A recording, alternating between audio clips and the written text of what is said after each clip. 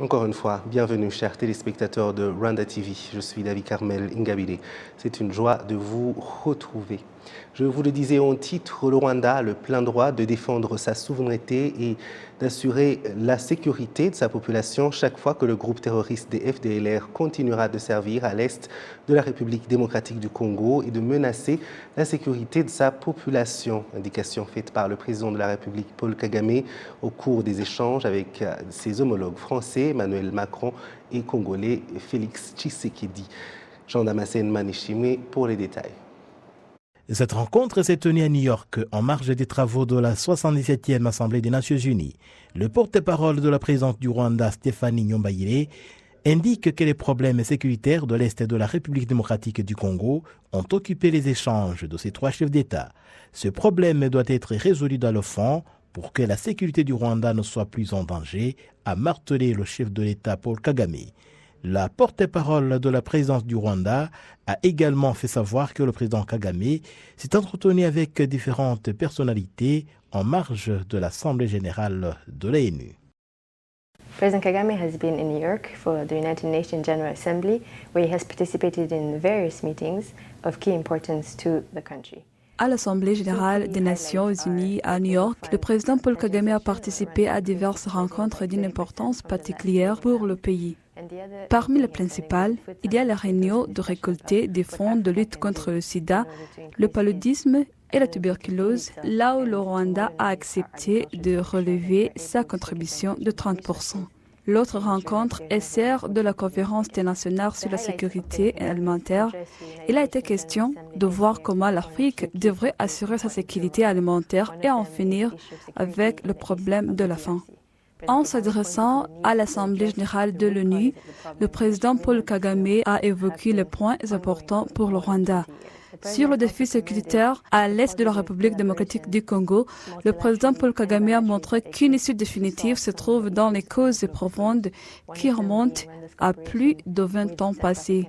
Le chef de l'État a loué une bonne collaboration entre divers partenaires dans la résolution des autres problèmes qui préoccupent le monde actuellement. Il a cité en exemple la collaboration du Rwanda et des pays comme la Centrafrique et le Mozambique pour résoudre les problèmes sécuritaires dans ces pays. Le président de la République a également évoqué la collaboration qui a marqué le monde dans la lutte contre la pandémie du Covid-19. Il a montré que c'est une preuve de ce qui est possible pour surmonter les défis mondiaux. Il a donné l'exemple du Rwanda qui a tiré de cette situation une leçon de fabriquer des vaccins nécessaires au pays et au continent africain. Le président Paul Kagame s'est entretenu avec le premier ministre du Barbados et avec le président de Guyane pour échanger sur la coopération dans la fabrication des vaccins. Cette rencontre a connu aussi la participation du directeur de Kenap Foundation, l'un des partenaires clés du Rwanda dans la fabrication des vaccins. Le président Paul Kagame a rencontré le président Macron et Tshisekedi pour tabler sur les défis sécuritaires de l'Est de la République démocratique du Congo. Il a encore une fois montré que la résolution définitive de ces difficultés sécuritaires rassurera le Rwanda quant à sa sécurité et à la fin des attaques terroristes des FDLR qui effectuent des tirs sur le territoire rwandais.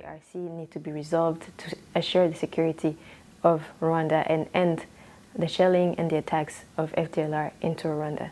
He made clear that Rwanda will not compromise on securing its borders. Les instances sanitaires au Rwanda invitent la population à ne pas céder à la panique à cause de l'épidémie d'Ebola, car le pays a tout mis en œuvre pour prévenir cette épidémie découverte en Ouganda voisin. Le point avec Jean-Damascène Manichimwe.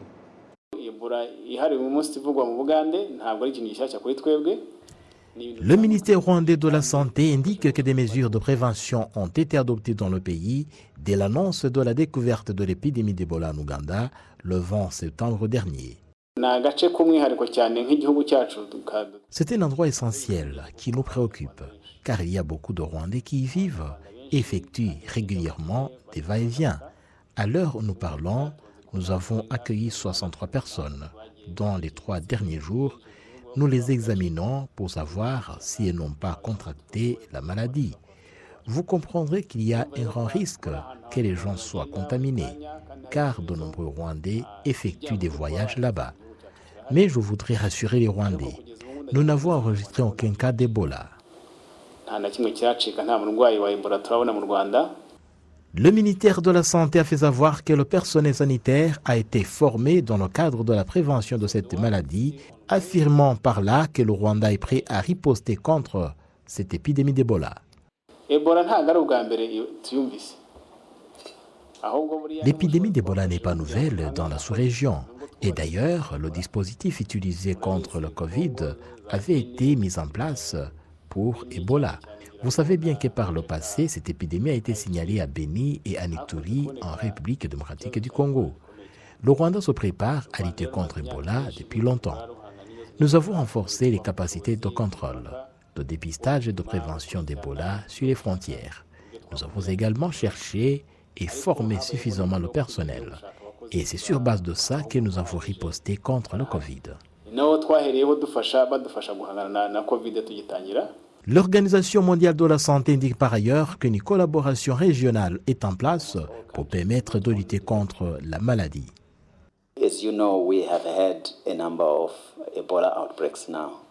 Comme vous le savez, nous avons expérimenté ce problème d'Ebola par le passé en République démocratique du Congo.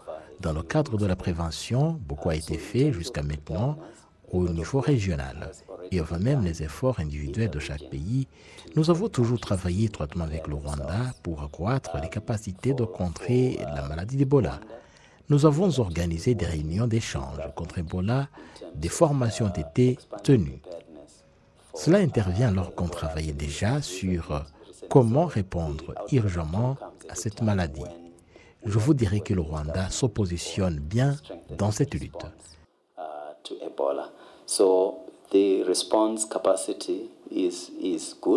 Le ministère de la Santé a également révélé qu'un programme élargi de lutte contre les épidémies a été élaboré et le pays compte y investir environ 66 millions de dollars américains. Vous suivez le journal de la télévision rwandaise. Merci de nous avoir choisis. Les bénéficiaires du projet Tubero Neza de l'ONG World Vision se disent fiers des retombées positives de cette organisation car ce projet leur a permis de développer leurs aptitudes dans les domaines de la couture, de l'agriculture ainsi que de l'élevage, ainsi subvenir aux besoins de leur famille. Patrick Nilidandi nous fait le point. Le projet World Vision, dénommé Tubero Neza, a aidé les habitants de Kanombe et Kabuga dans la ville de Kigali depuis 15 ans. En termes d'amélioration du bien-être, le projet Tubero a pu renforcer les connaissances et la capacité de ces personnes dans le domaine agricole moderne, notamment la culture des légumes et des fruits, l'élevage des bovins, mais aussi les moyens d'améliorer la qualité de leurs prestations, ainsi améliorer financièrement le niveau de leurs activités. Les bénéficiaires du projet Tubero Neza de l'ONG World Vision se disent fiers des retombées positives de cette organisation. Ce projet nous fournit des machines à coudre. Je savais comment coudre des vêtements. Alors, ils m'ont donné une machine à coudre pour améliorer mes capacités. C'était pour que nous ayons une fondation pour construire une vie meilleure. Nous nous développons actuellement lentement, mais sûrement.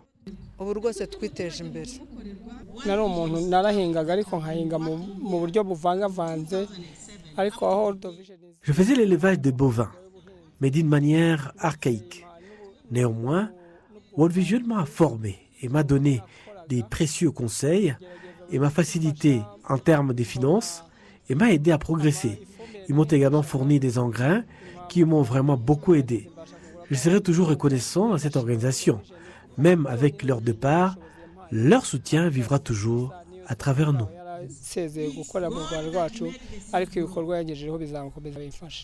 Les responsables au niveau des instances de base ont indiqué que les différents projets animés par World Vision entraient dans la droite ligne des programmes du gouvernement visant à améliorer les conditions de vie des populations. Mu by'ukuri rero turashima kubera ko ibikorwa biri muri bimwe byafashije mu kurushaho gushyira mu bikorwa. Nous sommes vraiment reconnaissants parce que certains de ces projets ont été mis en œuvre en suivant le programme NST1 du gouvernement. ce qui a permis à la ville d'atteindre certains de ses objectifs.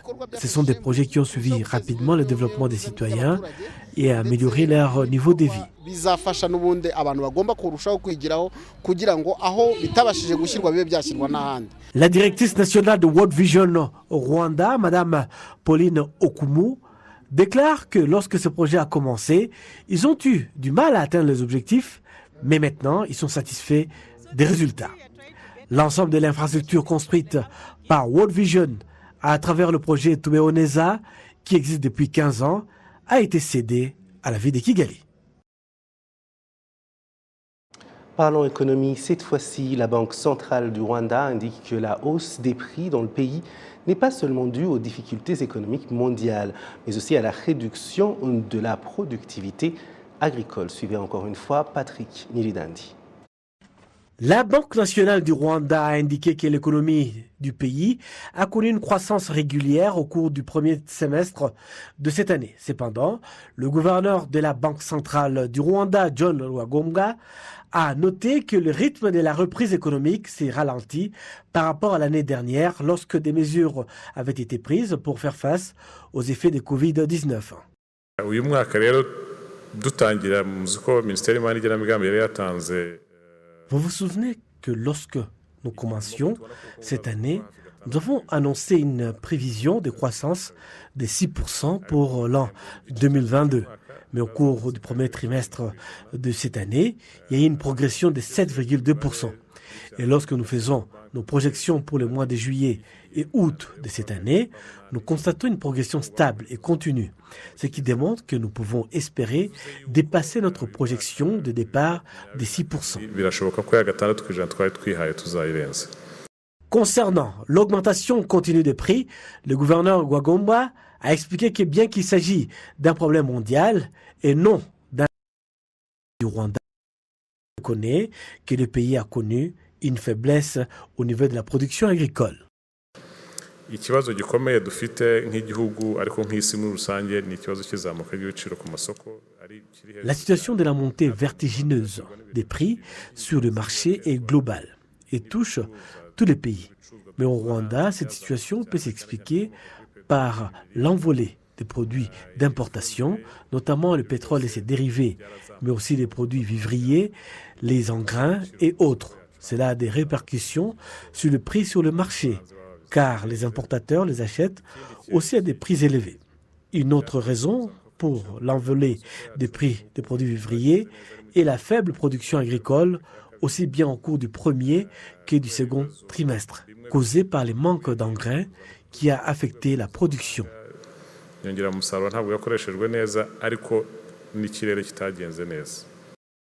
En termes de paiements sans numéraire, la Banque centrale a révélé que la valeur des paiements sans numéraire par rapport au produit intérieur brut a augmenté de plus de 111,4% en juin de cette année, contre une augmentation de 95,5% à la même période l'an dernier.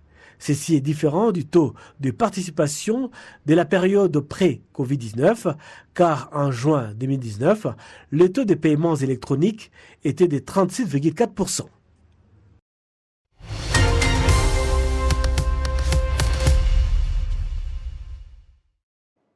Le 16 août 2022, une date noire pour l'industrie et les amateurs de la musique rwandaise. Yvan Buravan, un des artistes les plus proéminents de la scène musicale rwandaise, décède à seulement 27 ans en Inde des suites d'une maladie. Hier, la Radio France Internationale lui consacrait tout un épisode de leur émission musicale phare Couleur tropicale. Dans cette édition, nous continuons à lui rendre hommage avec notre invité, le chanteur légendaire et ami de Yvan Buravan, Ben Kairanga, qui nous rejoint de Paris. Bienvenue dans ce journal, Ben. Salut. Oui. Bienvenue dans ce journal. J'espère que vous vous portez bien là où vous êtes. Écoutez, ça va. Et encore, tu l'as dit, Rachid a confié un hommage hier à Yvan Buravan. Très émouvant, il était très fort à l'époque, il était très ému en fait.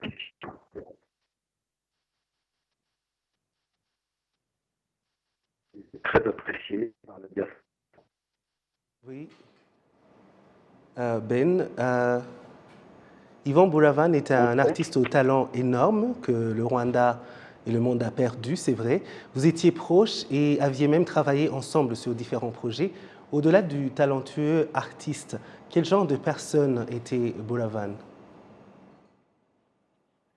Boulavan, c'était un garçon qui travaillait beaucoup, mais qui était très très proche de ses fans et aussi de la famille. Il avait une discipline, il aimait beaucoup les gens. Il avait une avance, je le dirais toujours, au moins peut-être il avait 10 ans d'avance sur ce que nous pouvons voir aujourd'hui. Lui, il le voyait déjà sur 1 an. Donc, c'est quelqu'un qui va nous laisser un vide, mais qui nous laisse un patrimoine, pour moi, qui ouvrira les portes pour d'autres artistes du Rwanda. Oui. Hier, vous étiez sur Couleur Tropicale dans l'émission Hommage à Boulavan, justement, qui était le premier artiste rwandais à avoir gagné le prix Découverte RFI, c'était en 2018. Comment avez-vous accueilli ce geste de lui consacrer tout un épisode? Quand le DCR et son équipe me contactent, parce que c'est moi qui l'avais fait programmer, en tout cas c'est moi qui l'avais inscrit en 2018, ils me font honneur de le représenter. Donc j'ai revu tous ces souvenirs, tout cette tracée qu'il avait fait. Il avait gagné ce prix à haut les mains, c'est-à-dire qu'il a brillé, il a laissé une trace en fait. C'est ce qui est choquant aussi pour eux, c'est-à-dire qu'on n'imaginait pas que Boulavan pouvait partir aussi vite, puisqu'il avait beaucoup de choses encore à nous montrer. Il les a marqués, il a marqué tout le monde. Partout où il passait, Boulavan, je ne sais pas si au Rwanda on se rend compte, aujourd'hui peut-être qu'il est parti, mais c'est un garçon hors du commun. Il va vraiment nous manquer, il va manquer à la scène internationale. D'ailleurs, on le ressent aujourd'hui sur sa musique, sur son dernier album. Il avait tout compris avant tout le monde. Et cette musique traditionnelle qui nous présente, la musique rwandaise avec de la musique moderne, c'est une première. En tout cas, il a réussi quelque chose. Et pour moi, il n'est pas parti, il est toujours présent. Absolument. Et justement, pendant cet épisode, vous l'avez décrit comme un artiste à part. Qu'est-ce qui, selon vous, faisait de Boulavan un artiste unique, tout simplement? Je pense qu'il avait un don, surdoué. Il vient d'une famille, en tout cas, qui a une très bonne éducation. C'est quelqu'un qui avait beaucoup d'amour, Boulavan. Il était aussi discret. Et puis, ce que je pourrais vraiment dire sur lui, c'est que c'était un homme de cœur. Et il voulait partager son don. Il voulait vraiment nous faire vibrer. Il aimait les gens, il aimait la musique. En tout cas, c'était un professionnel de la musique. J'ai été surpris par ses lives. Quand je réécoute aujourd'hui, quand il est sur scène, c'est exactement la même chose que quand il est en studio. Sa capacité de tenir la scène et d'enregistrer, c'est exactement la même personne. Et dans sa vie de tous les jours, il était pro. Il était perfectionniste. Et voilà, c'est ça que je garde de lui en tout cas. Absolument. Et alors, quelles leçons devraient tirer, je ne sais pas, les générations futures d'artistes, ou bien même ses compères actuels, de la trajectoire que la carrière, de la trajectoire musicale de Boulavan? Aujourd'hui, il nous laisse un patrimoine, il laisse à la nouvelle génération une route à suivre. Ce mélange et cette capacité de pouvoir faire Kinyarwanda, le faire aimer par les Français, par les Européens, par tout le monde, et aussi s'adapter à la française. Il chantait très bien le français, l'anglais. C'est-à-dire qu'aujourd'hui, il a mis la barre très haute. Il a placé la barre très haute, donc on ne peut pas descendre. On ne peut plus faire la musique comme on le faisait avant. On est obligé de se mettre à ce niveau-là pour pouvoir briller et sortir en tout cas de notre contexte de la musique qu'on a l'habitude de faire. Même pour nous les grands, c'est une leçon qu'il nous laisse. Parti si jeune, il faut le dire, son impact est tout de même immense. Vous étiez son ami, son collaborateur. Quel est l'héritage d'Yvan Boulavan? Comment devrait-on réellement se souvenir et célébrer sa mémoire? Alors, pour moi, c'est très très difficile d'accepter sa mort. Ça va me prendre du temps. J'ai l'impression de vivre encore avec lui tous les jours. J'ai des souvenirs. Mes enfants chantent toujours ses chansons. Je vois ici chez moi quand il est venu quelques mois. J'ai même laissé Boulavan le soin de rester chez moi quand j'étais parti en voyage.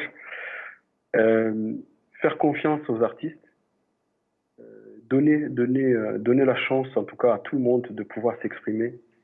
Boulavan, il écoutait tout le monde, il s'intégrait partout où il passait. Je crois franchement que la nouvelle génération doit écouter ses chansons parce qu'il nous laisse un mouladier, il nous laisse des belles chansons. Son dernier album 3G, Sakara, ça veut tout dire. Je ne pourrais rien d'autre à rajouter que d'écouter sa musique. Continuer à rentrer dans cette façon de travailler comme un professionnel en tout cas. Absolument, absolument. Merci beaucoup Ben Kairanga de nous avoir accordé ce moment pour commémorer, rendre hommage encore une fois à Yvan Boulavan, mais également pour continuer à célébrer ce qu'il nous laisse. Et bien sûr, nous sommes toujours de tout cœur avec sa famille. Merci à vous. Nous continuons avec l'entretien de la semaine dans quelques instants avec Claude Issiard de RFI qui lui aussi va dire quelques mots dans ce moment d'hommage à Yvan Boulavan.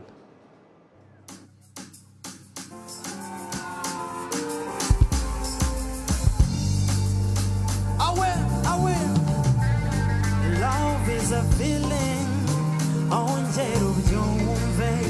it's a feeling very deep. Every day we sing, talk, dance, yeah, in the name of love. Well, do it real, are we real? The comfy to cover, live a proof now. Yeah, if it's real, nyere kandebe. Kumunda, execute what you say. Bivane, bishiremo bikorwa. Yeah, niba kumunda. Yeah, if you got love, hey, show it. Hey, oh, life is about love. Give me life. Life is about love. Give me life. If you got love, yeah, show it. Give me love. Life is about love. Give me love. Give me love. I love you isn't I love you. Le 16 août donc dernier, une étoile s'est éteinte, Yvan Boulavan. De tout cœur avec sa famille, nous continuons à lui rendre hommage, comme la Radio France Internationale l'a fait hier pendant une de ses émissions phares, donc Couleur Tropicale, qui était totalement consacrée à l'artiste rwandais. Et nous sommes rejoints par Claude Issiard, justement, c'est le présentateur et producteur de cette émission sur RFI. Bienvenue dans ce journal. C'est une joie de vous accueillir et aussi... pourquoi avoir choisi de consacrer tout un épisode à Yvan Boulavan? Merci beaucoup de m'accueillir. Bonjour à tout le Rwanda et à toutes celles et ceux qui nous regardent et qui nous écoutent aux quatre coins du monde. La raison est très simple. Il y a plusieurs raisons. La première étant évidemment que nous avons tous été frappés par la mort d'un artiste si jeune, à 27 ans, et un artiste qui avait énormément de talent, parce que les artistes, il y en a beaucoup, et ils n'ont pas tous forcément le pouvoir de toucher nos cœurs. Et Yvan Boulavan, en l'espace de 2 albums, de quelques chansons sur la scène internationale, avait non seulement touché nos cœurs, il avait rappelé également que le Rwanda est une terre de mélodistes et d'artistes de grand talent. Il avait porté aux 4 coins du monde, là où il a joué, et surtout durant sa première grande tournée africaine après le prix Découverte RFI, il avait porté son Rwanda. Et puis en termes de personnalité, c'était un garçon extraordinaire. Moi, vous savez, je suis en train de réécouter toutes ces chansons. Et lorsque je réécoute, mais moi, j'étais tellement persuadé qu'il irait très loin, je lui avais dit, tu sais, Yvan, si tu ne te trompes pas en chemin, le monde sera ta maison. Et donc, pour moi, c'était évident, ces chansons, il allait devenir un Burna Boy, pour moi, ça allait être ça. Et fauché comme ça dans la fleur de l'âge. Et lorsque je réécoutais les chansons, donc, je me disais, mais c'est incroyable. Ces chansons, quasiment toutes ces chansons, sont du meilleur niveau international. Absolument. Et c'est pour cela que cet hommage doit lui être rendu, pour que les unes et les autres aillent écouter ces chansons et comprennent qui il était, qui était cet artiste-là. Et peut-être que malgré sa disparition, on va pouvoir faire rayonner ces chansons et bien après sa disparition, donc, et durant plusieurs années. Absolument, absolument, c'est si bien dit. Malheureusement, on n'a pas pu avoir votre image jusqu'à maintenant. Je ne sais pas si... Oui, mais quand même, on vous a bien entendu. S'il y a moyen d'allumer peut-être votre caméra, ou alors l'essentiel, c'est qu'on ait vraiment entendu ce message important que vous nous ayez dit sur ce qui était Yvan Boulavan et surtout l'impact de sa musique. Ah, tiens, voilà, vous êtes là. Et juste une petite question, vous l'avez rencontré lorsqu'il était de passage à Paris, vous l'avez accueilli dans vos studios. Quelle mémoire, quel souvenir allez-vous garder de lui en tant qu'être humain, parce qu'on parle de lui en tant qu'artiste, mais aussi on a envie aussi de ce côté-là. Vous savez, des artistes, j'en rencontre tellement, et depuis si longtemps, des artistes parfois, alors très talentueux, mais avec une gentillesse, avec tantôt un peu dans leur caractère d'humilité, enfin... Yvan, lui, mais vraiment, encore une fois, Charlotte Dipanda le disait dans l'émission hier, ce n'est pas de la flagornerie, ce n'est pas parce qu'il nous a quittés que je cherche tous les aspects positifs de sa personnalité. Mais c'était quelqu'un qui était d'une telle humilité, qui était certain de ce qu'il faisait. Il savait pourquoi il faisait de la musique, il savait pourquoi il vivait. C'est surtout ça, puisqu'on veut parler de sa personnalité et pas de l'artiste uniquement. Il savait pourquoi il vivait. Il savait ce qu'il avait à transmettre aux uns et aux autres. Et ça, pour moi, c'est extraordinaire. Moi, je le regardais, alors que c'était un jeune artiste, hein, et des stars, et les plus grandes stars du monde, on les côtoie, et je le regardais, mais en étant fan de lui, parce que j'étais fan de sa personnalité. Au-delà de l'artiste, j'aimais l'homme qu'il était, l'humilité qui était la sienne, et puis surtout, vous savez, avoir de l'aura, ce n'est pas donné à tout le monde. Avoir quelque chose qui touche le cœur des gens, ce n'est pas donné à tout le monde. Et ça, ce n'était pas seulement dans sa musique, c'était dans le fait qu'il soit en face de vous, qu'il vous regarde dans les yeux et les mots qu'il échangeait avec vous. Et moi, ça m'a touché et je vais même vous dire, ça m'a nourri. C'est venu peut-être apaiser un peu les tourments qu'il y a en moi, dans ma tête et dans mes tripes et dans mon cœur. Donc c'est pour ça que pour moi, d'un point de vue personnel, c'était quelqu'un d'important. Merci beaucoup à Claudicia de nous avoir accordé ce moment pour ces beaux mots, hommage à Yvan Boulavan et aussi pour lui avoir consacré tout un épisode et aussi continuer avec l'excellent travail dans la promotion des musiques africaines sur Couleur Tropicale, donc sur RFI. C'était donc notre entretien de la semaine avec Ben Kairanga, qui est un artiste légendaire de la musique rwandaise, et aussi Claudicia, journaliste donc à RFI. C'est tout pour ce journal. Merci de nous avoir suivis. Je remercie toute l'équipe qui m'a aidé à le préparer. Au plaisir de très bientôt vous retrouver.